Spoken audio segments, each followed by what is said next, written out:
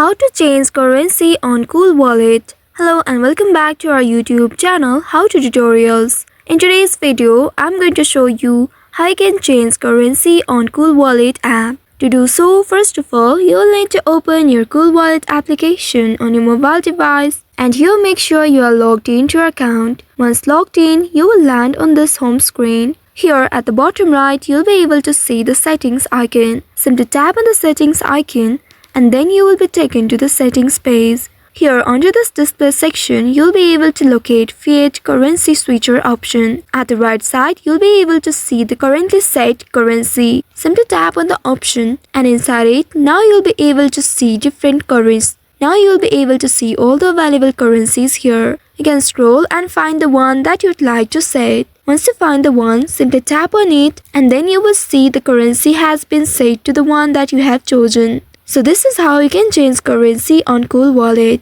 I hope this tutorial was helpful. If yes, don't forget to like, share and subscribe to our channel. Also hit that bell icon to never miss any updates from us. Thank you for watching.